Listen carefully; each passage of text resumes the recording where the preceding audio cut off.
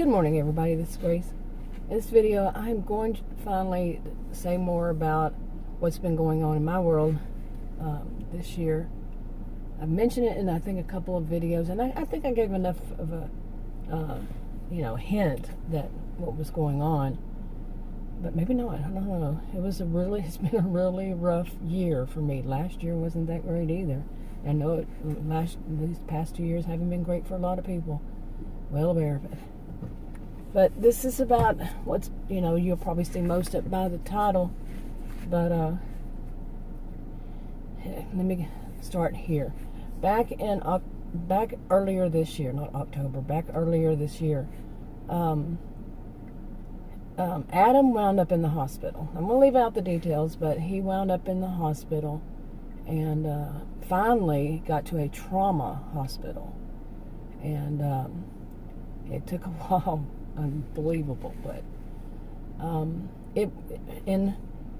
because of what's going on in the world today, and I don't know if I had it back in February of last year, because there weren't tests and antibody tests and all that. But anyway, I had those long hauler symptoms. I gotta do a video on that. Yeah, another one. Anyway, so back then, there was a woman with a baby walking up just then, so I don't put babies on my videos. Anyway, where did I leave off? But he wound up in the hospital. In the trauma hospital. It was very traumatic for him, what was going on. And because of, I wasn't in there, I wasn't with him, and all the information I was getting was basically when I would call, or he would tell me, but I'm getting ahead of myself, but I wasn't getting enough information as his emergency contact, as his wife. I wasn't getting much information. Like I said, I couldn't be there. So what I found out later on was that he didn't even tell me this. I don't think they even told him this, apparently. But that it was very touch and go for the first 3 days that he was in the hospital. Now, like I said, I would get phone calls from him, and they had him on a lot of drugs. It seemed like he was hallucinating, delusional. He was paranoid because of the drugs. And the things he was saying to me, he would laugh about, and I would, but I would at the same time, it was like, no, this is way too serious. And I wound up calling and telling the nurses, and they thanked me for it. He was, like how they usually have a little whiteboard that they have the room number and the phone number to the room for the patient to tell everybody and all that. Well, he told me I would, like he called, he said, I would tell you the room phone number, but the numbers are jumping all over the wall. Okay. He also thought all the staff there might kidnap him and do crazy things to him. Okay, yeah, I called and said, hey, and they said, okay. After that, he sounded much better. But he had, I'll put it this way, I would just tell this part. He had 5 broken ribs. And the way the nurse explained this to me, like, come on, use professional language. She said something like he smushed or scrunched, or I think it was scrunched, his L2, which I understand. I work for ortho, spinal neuro surgeons, but I understand why she might put it that way. And he told me, now he was on that medication, he told me that they had removed 300 cc's of blood from one of his lungs. And I told the nurse that he told me that, and she said, well, it was a lot. Okay, that was the kind of responses I would get. And she was friendly. They were friendly. But, yeah, not getting enough information. Now, so I'm sitting at home, during all this, and because I can't be there, worried sick, what's going on, not knowing enough. And so I can't, say too much of what was going on with him there because I wasn't there. So I'm going to tell this part. because it does add up to something later on. Where I am in it, not trying to put myself at the center of attention, but there's a lot, okay, that adds up, like I said, to something later on. And yeah, this is nervous laughter. But during the while, I had to put the puppy Mayhem. He's not a puppy anymore. He's a puppy dog, I would say. I had to put him in the kennel because there was no way I was going to be able to handle what I needed to handle with him there. And that's a crazy dog. And his being in the kennel wound up being till after those what they call historic Texas winter storms. Okay, he was in the kennel for weeks. Okay, and yeah. Anyway, let's see. Okay, now during that, I was also taking care of a dog, Marmaduke, our dog, that with dementia and who is way far needs to be. We all actually thought about it a few times, put him down, including yesterday I called the vet, but we changed our mind again. One of the things is he falls. He doesn't have much control over his hind end, and especially one leg. I'm dealing with this during that while too. When I am, very worried about Adam, very, uncertain of what's going on, and there was just a lot during that while. And like when the dog goes out, the dog, Marmaduke, he forgets that he's already been out. He wants out like every 45 minutes, sometimes every minute. While Adam was gone, the puppy was gone, the dog, Marmaduke would go out in the back, and he would just cry and cry and cry. That's the way I see it. He was crying, barking, crying, all that. I mean, it just went on.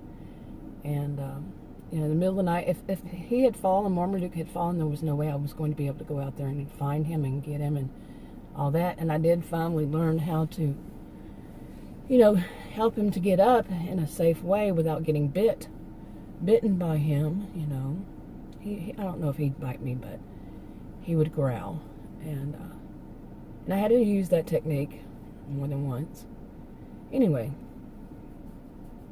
now I certainly didn't need to be going outside I should say this, outside in the middle of the night, like when he would want to go out in the middle of the night and to get him off the ground. And then what if I fell? And that what if I fell became an issue, because I had that last year in February. I hurt that knee, and it still, I haven't had any physical therapy for it or anything. Still, every once in a while, it gives me problems. So if I fell, I'd be SOL outside. So it was a lot of stress on me, a lot of stress. Now, like I said, I don't know what was going on with Adam besides that they had him on some terrible medications, and and finally stopped with that. But so he was in there for a little while, and then finally he got to come home. Now, mind you, I'm not knowing much what's going on with him, and I am very stressed. And he's pushing it to come home, and the nurse told me, no, he can't go home that fast, and it's probably because he's a smoker. He's not anymore. He cannot smoke anymore, and that he's trying to get out of there. He wants to go home, and but he wound up able to come home kind of too quick. And I was asking them, would he need home health care? What wound up is I was his home health care. Okay. And it was rough. I mean, it was rough.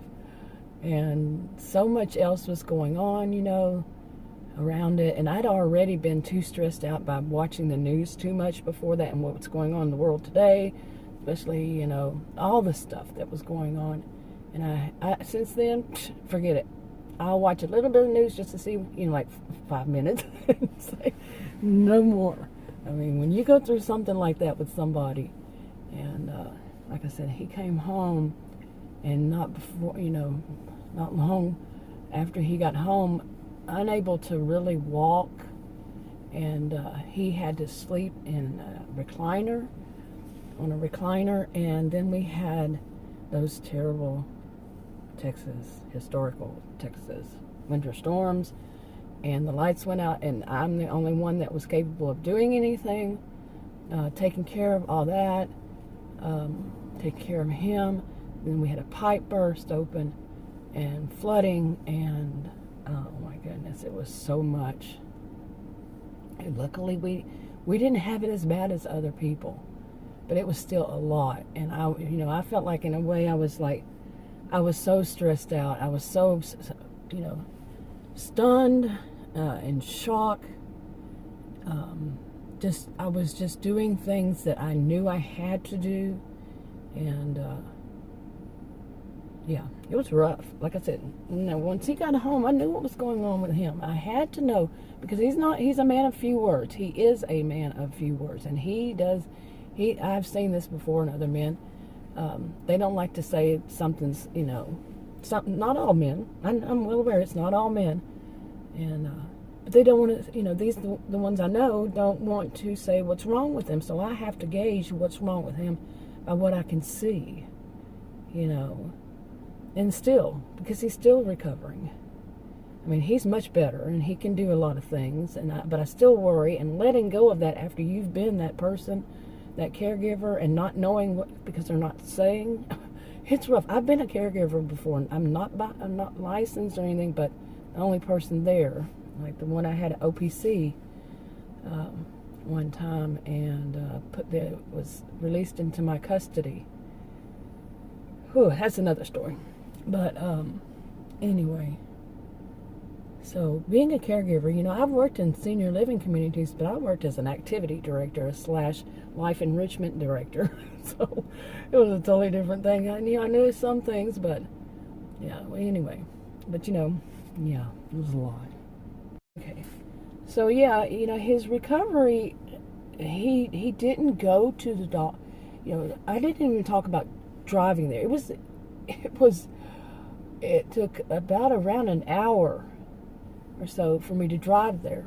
Now, I'm taking medication that makes driving a little bit, being out too long, and during what's going on in the world today, places are not allowing you into the restroom. I take a diuretic, okay, with my blood pressure pill, and it's like an hourly thing, okay. Now, just put it bluntly. I mean, you need to understand that. So I'm driving an hour there, and it's like I said, hourly. There's not going to be any places.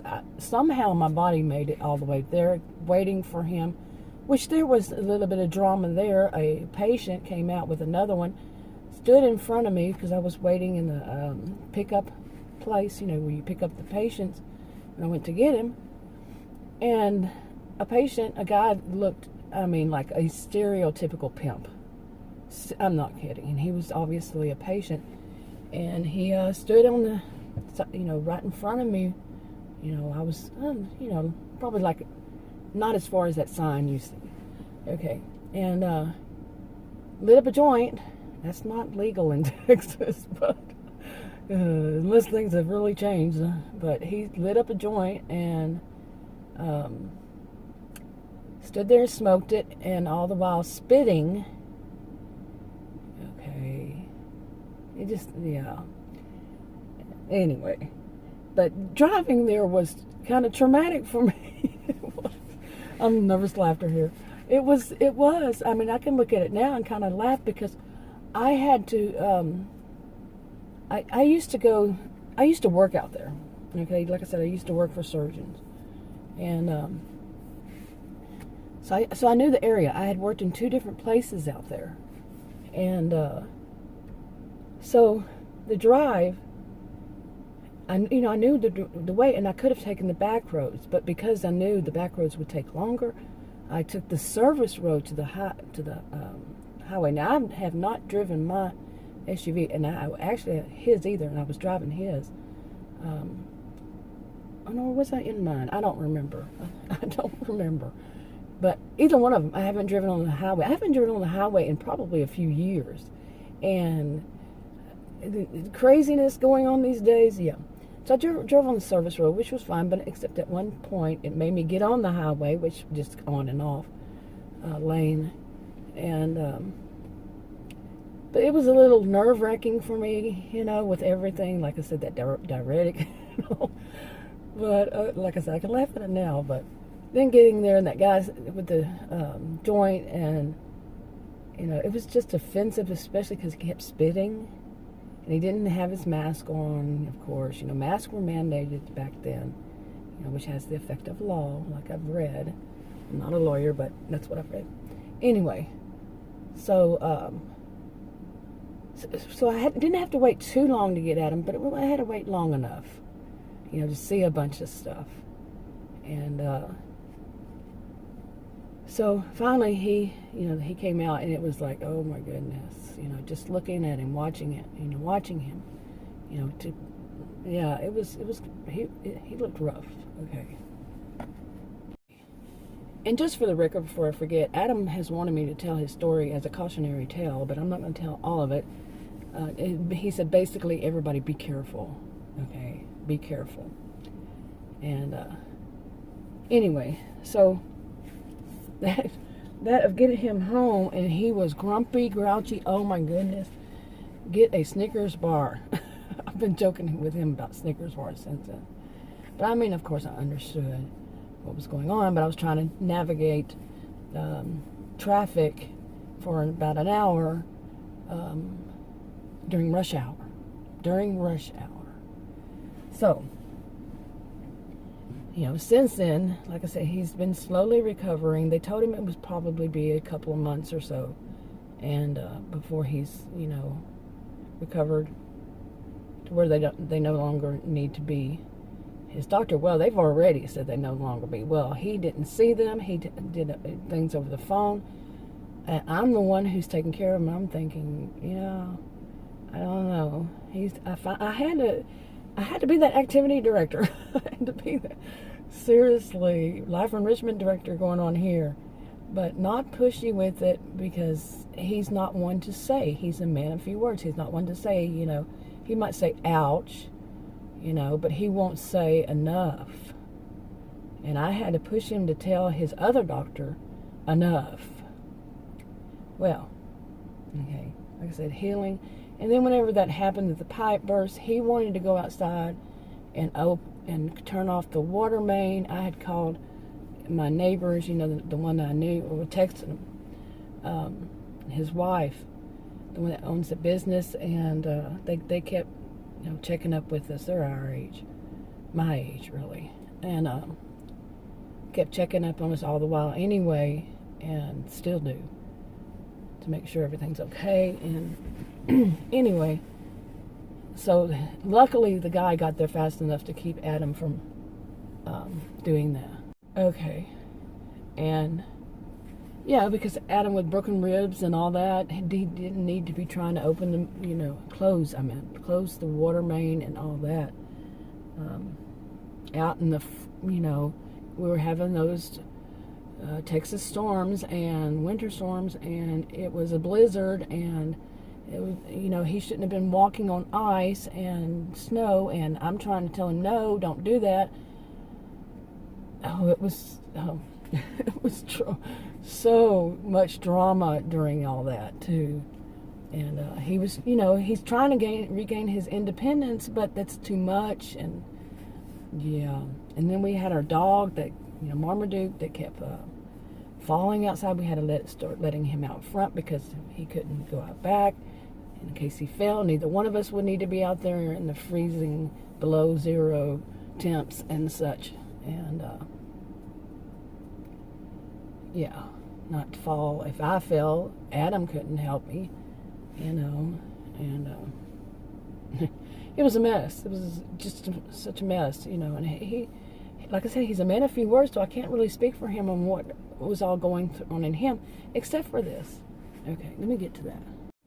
Now, while he was in the hospital, he had called me and asked told me what they had asked him, if he wanted to have some kind of counseling for PTSD. And they must have diagnosed him with a disorder.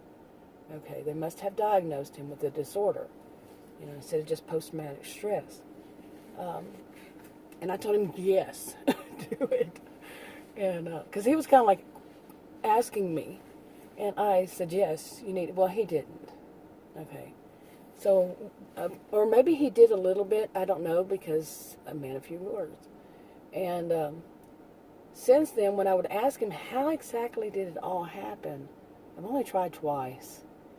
And he told me he can't tell me. He doesn't want to relive it. He has post-traumatic stress disorder. And I'm like, okay. Drop it.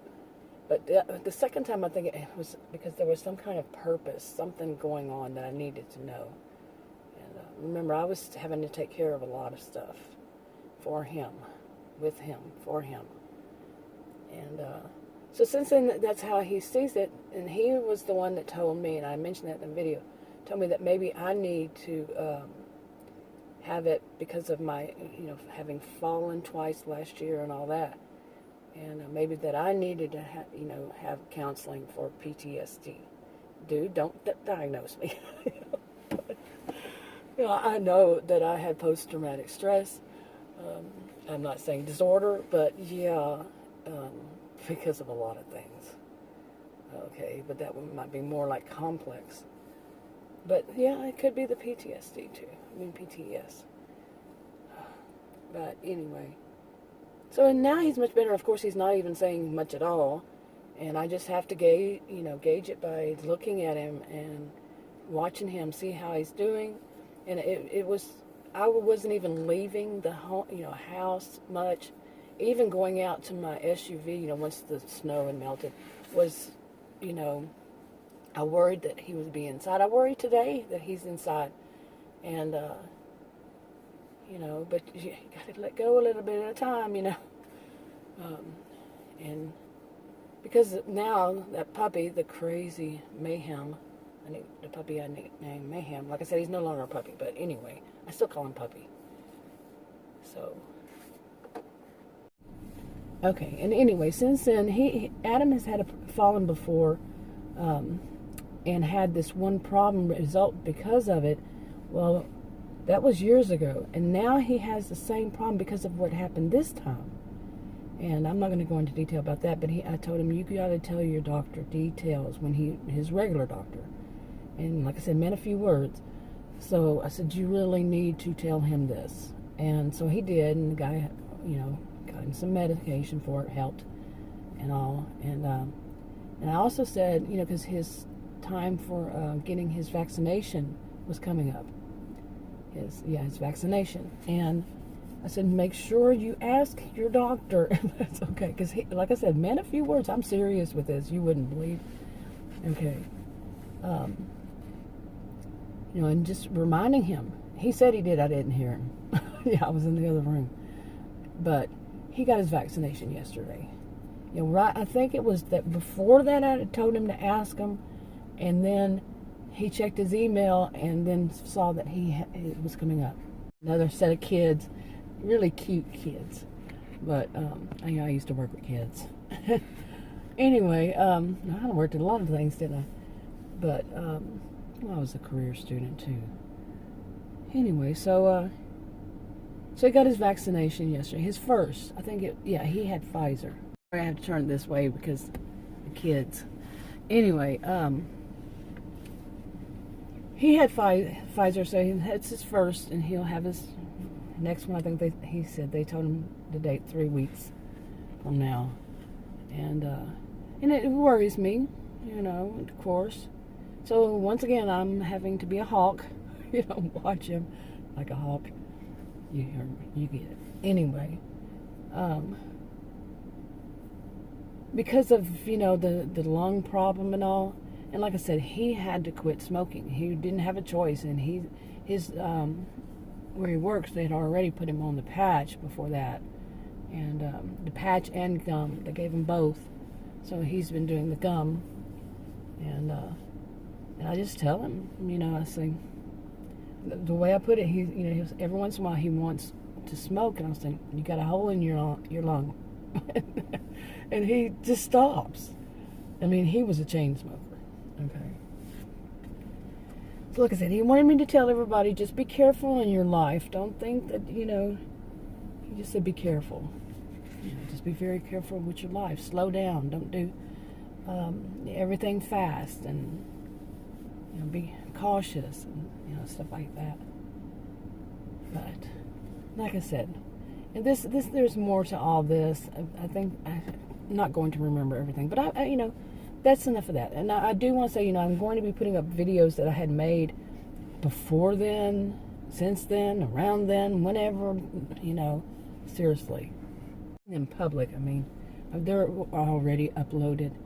But like that, I had mentioned before all this happened, I was going to be doing those videos about gig workers and such. Well, that, like I say, I don't know how many times I say it. Anytime I say I'm going to do something, something else comes up. This was very unfortunate, something else. And but another thing is, next week he goes back to work. He works from home, and I'll always I'll be having issues uploading and stuff like that, because I had that before. I don't know. I think it had changed at some point. They fixed it or something. I just didn't know. But anyway, you'll see different things from me. So, because these are older ones. Some of them. One of them I just made yesterday, and the one before that was a few days ago. So I still have, I think 2 or 3 maybe from before then about that I want to make public. And then after that, it's that's not very many videos, I know. Then it'll be more up to it recent. I'm going to get to the point where it's recent. So, but anyway, I didn't want to leave everything in a mystery, but I think you can tell that it was very stressful. It's still very stressful. I came out today to do this because my head has been pounding, and I thought maybe I just need to release some of this. The story about him. He's been asking me to. Like I said, I think maybe, you can figure it out. Anyway, I'm going to go ahead and wrap this up. Talk to you on another video. Bye.